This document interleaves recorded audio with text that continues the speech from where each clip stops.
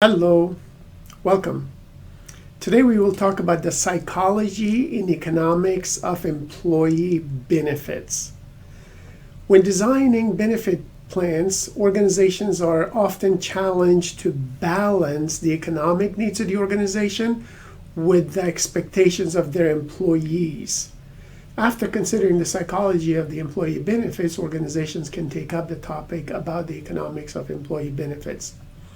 So as you're reading this chapter, you'll get an understanding of, first of all, that the employment relationship being as an exchange relationship in the psychology behind why firms provide employee benefits.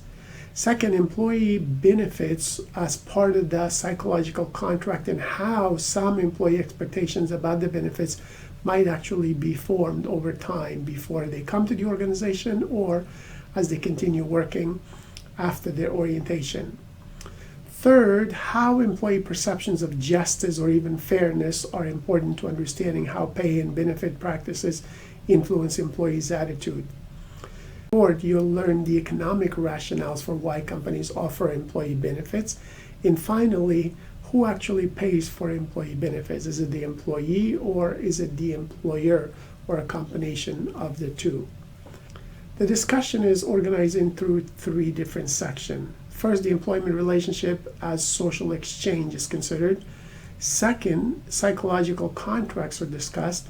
And third, look at the relationship between having a benefits program and the employees' attitudes toward those programs. The psychology of employee benefits is organized into three different sections. That's the employment relationship as social exchange, the psychological contract, and the relationship between a benefits program and employee attitudes.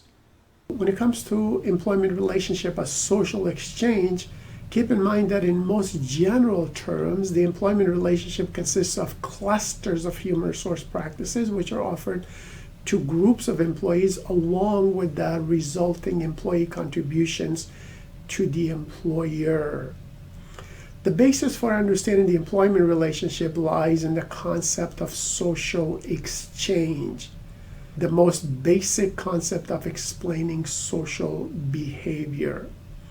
All social behavior can be seen as an exchange or a give and take of activity, whether it's tangible or intangible or more or less rewarding or costly, between two persons.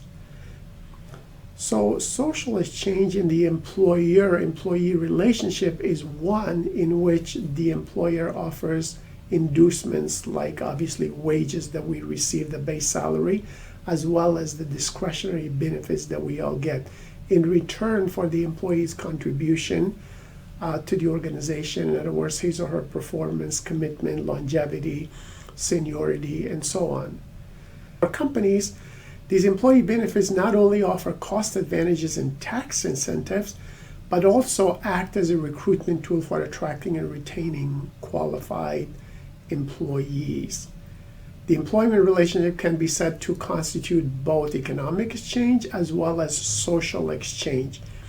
Economic exchange, as with the wages and salaries, is one in which the nature of the exchange has been specified at the time of employment. In other words, how much salary you'll get per week, per month, or per year. The social exchange tends to evolve over the employment period and is not necessarily established at the time of the employment. If an employer can provide an employee with benefits that are suitable to the worker's evolving needs, the worker is likely to reciprocate with increased work effort and commitment to the organization as well as its overall goals by being engaged. Therefore, employee benefits are an especially relevant component of the social exchange between the employer and employee at any given time. When it comes to workforce changes in the employment relationship, keep in mind that first of all, jobs are no longer characterized by the traditional job security, strong loyalty to the organization, or the patriarchal role of the organization in the life of the employee. Instead, work arrangements and careers have become more flexible to accommodate the needs of various demographics of employees. And second, apart from the economic and market challenges, the workforce of today in the United States and other developed economies is becoming increasingly diverse. So therefore, they have different needs. So what are psychological contracts? Psychological contracts are the articulation of the exchange between the employer and the employee. A psychological contract is a worker's subjective perceptions of the relationship of mutual obligation with the employer or with the company. Employee benefits can be a part of the psychological contract that employees hold about the employer's obligation to them in exchange for their work efforts. Psychological contracts implicitly establish terms of employment, which actually stands in contrast to the exchange agreements such as the wage and salary levels. Expectations from the employer fall on a continuum ranging from pay and promotion to overall career development as well as family welfare.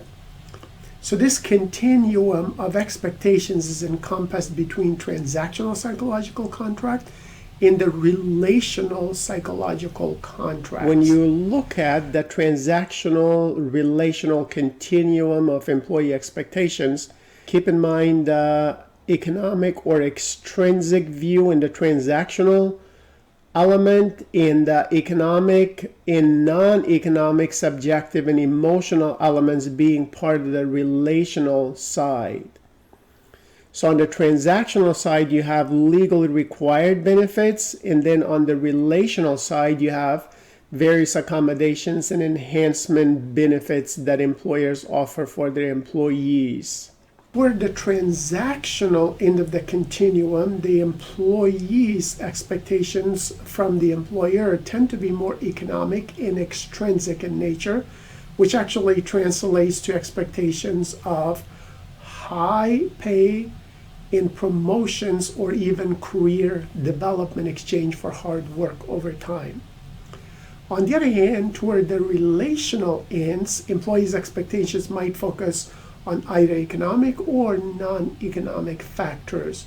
But these expectations are emotional, subjective, and intrinsic in nature, which means that employees' expectations of job security in exchange for loyalty to the employer tend to represent the relational types of expectations in the psychological contract between the employer and the employee. Employee benefit practices could fulfill both transactional as well as relational expectations in the psychological contract. Keep in mind that legally required benefits are a part of employees' transactional expectations from the employer. Employee benefits, things like paid time off and accommodations and enhancement benefits, might actually help fulfill the employee's relational expectations. Some employee benefits might fulfill both the transactional as well as the relational expectations of employees, such as overall retirement benefits, educational assistance, or career development goals. Psychological contracts usually change over time, though. Communication and education about the employee benefit practice of the company is very, very critical in establishing reasonable employee expectations.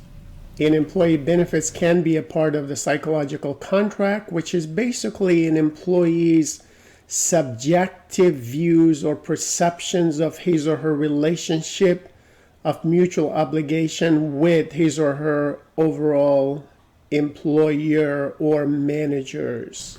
When it comes to the psychological contract development over time, most psychological contracts tend to take place in the pre-employment phase.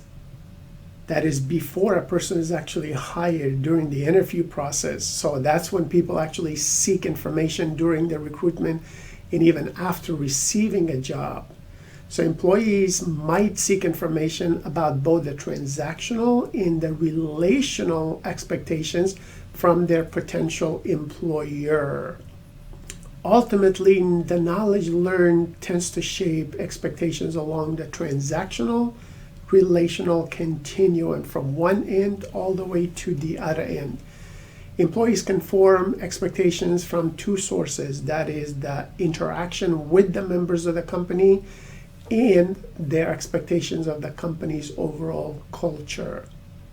Psychological contracts tend to be flexible in nature. They're undergoing constant change based on the interaction of the employee with the company and with other employees. So this flexibility allows employees to adapt to changes in the company's practices. So in other words, their expectations might be adjusted if they don't have a whole lot of choices outside, but they see that staying with the company is obviously the best option for the time being.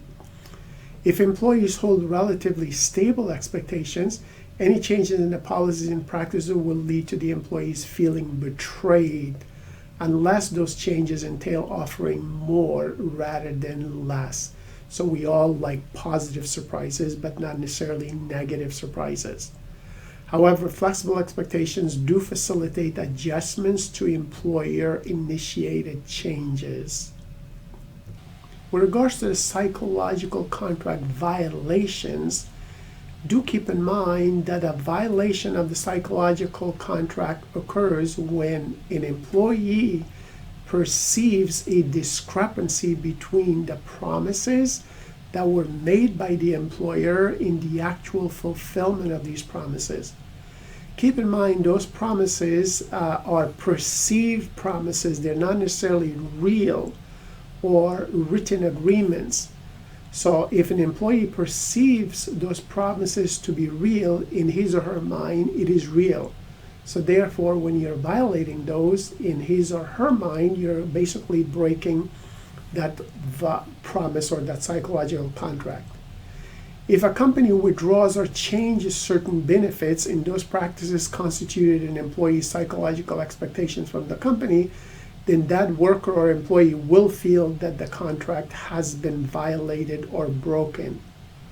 However, violations of psychological contracts do differ from unmet expectations. The responses to the violations of psychological contracts are likely to be more intense. Violations of employees' expectations can cause feelings of being betrayed. There may be two basic causes for the violations of psychological contracts. So reneging and incongruency. When a company deliberately breaks a promise to employees, either willingly or because of circumstances, reneging is occurring. On the other hand, incongruency occurs when the employee and the employer have different conceptualizations of the employment relationship. So whether it's reneging or incongruence, you need to avoid these to maintain a positive psychological contract between you and your employees in the workplace. Just as employees have expectations from the employer also is likely to have expectations from the employee. Research shows that there seems to be about 25% gap between what the managers think and what an employee's job is and what the employee thinks his or her job is. So we need to avoid those gaps in order to not have any violations of psychological contract. If the organization feels that the employee performance is not what is expected, it can decide to withhold certain employee benefits, especially the discretionary benefits. Employee benefits have, over the years, become a growing source of employee psychological contract violations. Expectations about employees' overall cost burden, their needs, and benefits design will all affect the employee's level of satisfaction with those benefits that are being offered. Let us talk a little bit about the employees' attitudes in employee benefit. Congruence between employees and employers' expectations do lead to greater fit between the employee and the employer, as well as a sense of fairness or equity taking place. However, violations of contracts will lead to perceptions of injustice or inequity in the workplace. The concept of justice is concerned with the distribution of conditions and goods that affect individuals' well-being in the organization. In the work setting, the distribution of rewards, things like their pay and overall benefits, as well as information and other resources, do all lead to perceptions of justice. Perceptions of justice may be based on the rules by which the distributions are made, the way the rules are implemented, or the way decisions are made. There are 4 types of justice perceptions. In regards to justice and perceived organizational support, when it comes to the distributive justice, we say this is the perceived fairness about how rewards are distributed. And procedural justice is the perceived fairness of the processes used. Informational justice is the perceived fairness of the accounts given for certain procedures. In interpersonal justice is perceived fairness of the interpersonal treatment people receive from others within the organization. Distributive justice is perceived fairness about how rewards are distributed. Procedural justice is the perceived fairness of the processes that are used. Informational justice is the fairness of the accounts given for certain procedures. In interpersonal justice is perceived fairness of the interpersonal treatment people receive from others, be they their coworkers or their superiors. So job satisfaction, organizational commitment, evaluation of authority, organizational citizenship behavior, withdrawal behaviors, and performance are all affected by employees' perceptions of justice along these 4 different dimensions. Where employee benefits are concerned, keep in mind that in distributive justice, employees will form perceptions of the fairness based on the benefits they are eligible for. If employees believe the employer should provide them with certain benefits and the manager or the company fails to provide those benefits, then the workers will come up with the conclusion that the boss or the company is being unfair to them. So that is distributive justice. On the other hand, in procedural justice, it deals with the employee's perceptions of fairness of the process by which decisions are arrived at or made, and includes the extent to which employees can participate or engage in the process, as well as the rules that are being followed. By establishing certain rules for eligibility and contributions to retirement plans, employers can ensure procedural justice perceptions. In allowing employees a voice in the use of these benefits can enhance the perceptions of procedural fairness. Third, in the interpersonal justice, we talk about the perception of the degree to which the employer demonstrates concern and social sensitivity toward their employees in the company. And fourth, informational justice deals with the perceptions about the quality of information that is used to explain organizational decision making.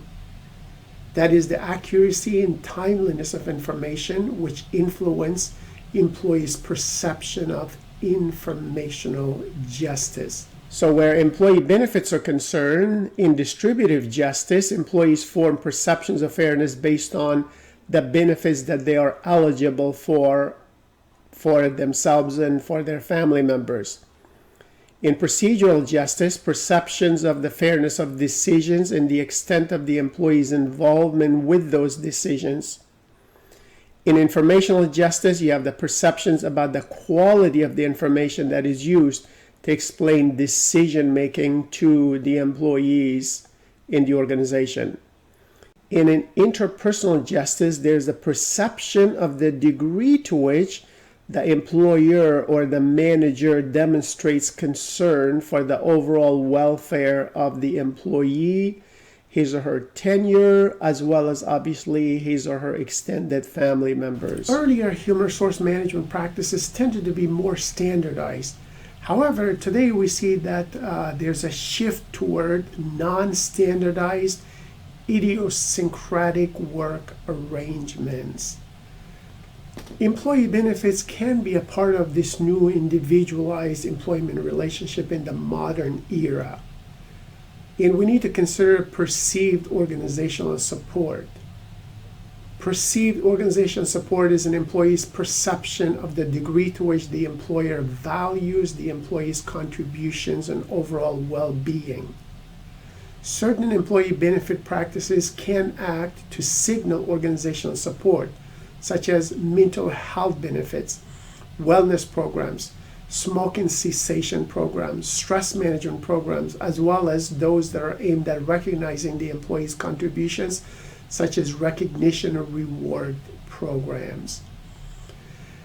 Certain other rewards and job conditions are more likely to lead to perceived organizational support. So think about recognition programs, increases in pay, promotions, job security, having autonomy at our jobs, as well as getting training for new skills on the job or even performing new tasks. So the training that employers offer do help us, obviously, in terms of our perception of organizational support.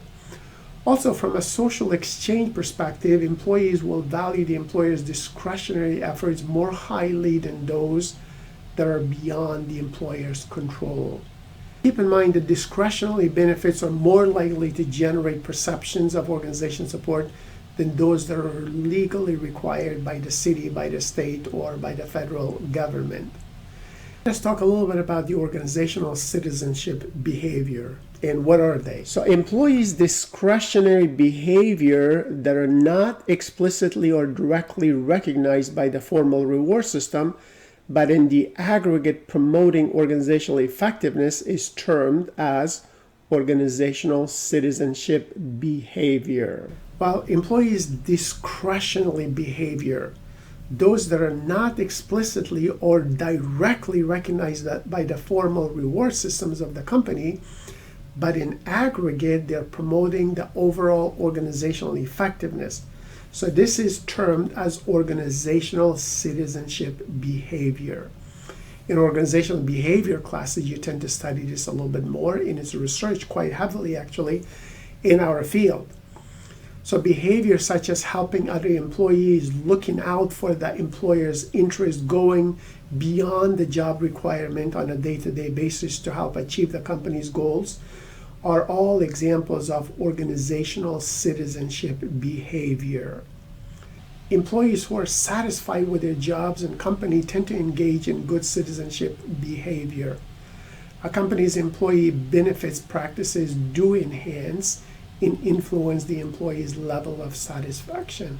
So keep in mind that a company's employee benefit practices can actually influence the level of employee satisfaction with his or her department, immediate supervisors, and overall culture. Organizational citizenship behavior is discretionary. It is not enforceable, but rather a matter of personal choice on the part of the worker or the employee. Employees' perceptions of both distributive as well as procedural justice are likely to affect citizenship behavior. There are two reasons why job satisfaction would lead to organizational citizenship behaviors. First, it could be because people tend to reciprocate those who benefit them. You do something for me, hopefully I return the favor someday when it's needed. Second, also employees who are satisfied and experience positive mood states tend to engage in good citizenship behaviors because they're motivated, they're satisfied. They would rather be in the workplace rather than going home. So that is obviously good citizenship behaviors, which intrinsically are driven from the employee's perception of being a good employee because they take pride in their jobs or the organization. The concept of organizational citizenship behavior is based in social exchange or give and take. So employee benefits are a very important part of the social exchange process and can be an important component of employees' psychological contract with their employer. Based on how companies design, communicate, and implement employee benefits, they can lead to varying perceptions of fairness in organizational support. So employees will engage in related organizational outcomes such as job performance, commitment, in citizenship behavior when they feel as though they're being supported by their employers and they're giving proper rewards and benefits. The role of employee benefits in eliciting organizational effectiveness is undeniable based on observations as well as empirical studies by academic researchers. Let us now talk a little bit about the economics of employee benefits. Why do companies offer benefits? Most employers compensate employees with some combination of base salary or cash and employee benefits, representing the extrinsic component of total compensation. So what are some of the advantages for employers and employees to have these benefits? An employer might choose to include benefits in its compensation package for three primary reasons. First, a cost advantage to the employer. Second, recruitment of certain types of employees or workers.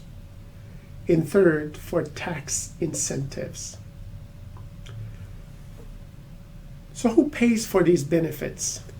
Well, so we want to avoid this misconception that benefits are free add-ons. Employees pay for all the benefits in the form of lower cash wages. When the cost of benefits increase, workers do pay the increase. Employers' profits are generally not affected as a result of the increases in benefit costs. One of the biggest misconceptions about employee benefits is that employers give them a free add-ons in compensation packages, and the employees do not give up anything to receive these benefits. Well, again, that is a misconception that exists out there sometimes. Keep in mind that, first of all, employees pay for all of their benefits in the form of lower cash wages or salaries than they would otherwise receive from the organization. Second, when the cost of a benefit increases, it is the employees who actually pay for the increase. So employers' profits or bottom line are generally not impacted in any way, shape, or form by the increase in cost of those benefits. The degree to which an increase in benefits cost is passed along to employees depends on several factors, including the fact that the cash value that the employees place on the benefits. For example, do you take a $90,000 salary per year with no health insurance, or do you take a $75,000 a year in a comprehensive educational assistance program? So those who want to earn a graduate level degree will place a relatively higher value on educational assistance programs and willing to forego the extra $15,000 in salary. On the other hand, workers with a graduate degree are more likely to choose the extra salary in lieu of the educational assistance. And overall, the degree to which an increase in benefits costs is passed on along to employees can depend on many, many different factors. Some of those factors could be intrinsic within the company, some of them could be extrinsic or outside the company where they don't have much control over. But they do have control obviously over the intrinsic policies of the company, so they might adjust those benefits or pass it on to the employees as relevant at a given time for the organization. Most workers with employer-sponsored health insurance tend to pay a token monthly contribution. Just keep in mind that most workers with the employer-sponsored health insurance do pay a token monthly contribution toward their insurance premiums, like I do here at the university. According to the data from 2015 National Compensation Survey, we know that most employees were required to make a contribution toward their health insurance costs. Second, we also know that a typical monthly contribution was ranged between $28 to $300 for single coverage. And third, we know that a typical monthly contribution ranged between about $86 to a little over $1,200 for a family coverage. In summary for this chapter, keep in mind that it is important to understand the psychological basis of employee benefits practices from the point of view of the employees, as well as the economics of the employee benefits from the perspective of the organization or employers. Taken together, these topics illuminate the importance of offering employee benefits. Psychologically, employee benefits practices can fulfill employees' transactional and relational expectations of the employer in the overall employment exchange relationship. If employees view their employer's benefits program as fair and meeting their expectations, then those workers will be satisfied and productive during their tenure. And when employees are satisfied and happy with the way the employer is treating them, they will be committed to the employer and can engage in good citizenship behaviors. Therefore, it's very important for employers to understand employee perceptions and attitudes about the employee benefits. This is why many companies offer an employee voice survey on an annual basis to see how the attitudes of employees change about the organization, the company, and maybe their salaries, maybe their benefits from year to year. So understanding the employees' overall perceptions and attitudes allow employers to design and communicate relevant benefit programs that can both attract and retain productive and committed employees in the organization.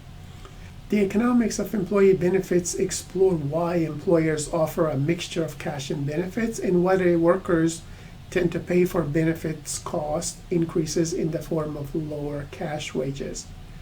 The primary reasons why employers offer benefits are that they can purchase the benefits at a lower cost than could employees on their own. Employers use benefits to attract particular types of employees, and the government gives employers a tax incentive to provide some of the benefits. Whether workers or employers pay for the benefits cost increases depends crucially on why costs actually increase. When it comes to psychological contract, keep in mind is defined as an employee's subjective perception of the relationship of mutual obligations with the employer in the company. Most psychological contracts take shape in the pre-employment phase when people seek information during the recruitment and selection process. And keep in mind that violation of psychological contract do have some consequences. So a violation of a psychological contract tends to occur when the employee perceives a discrepancy between the promises that were made to him or her during the hiring process or even before in the actual fulfillment of those promises. Two basic causes for the violation could be reneging and incongruence. Reneging occurs when a company deliberately breaks a promise to the employee. And incongruence occurs when the employee and the employer have different conceptualizations of the relationship between them. So violations of employees' expectations by the employer can cause feelings of betrayal and loss of trust. So good luck designing a productive, fruitful, and sustainable benefit plan that can attract the type of employees that you need and that can be sustainable over time to make you and your organizations successful. Good luck.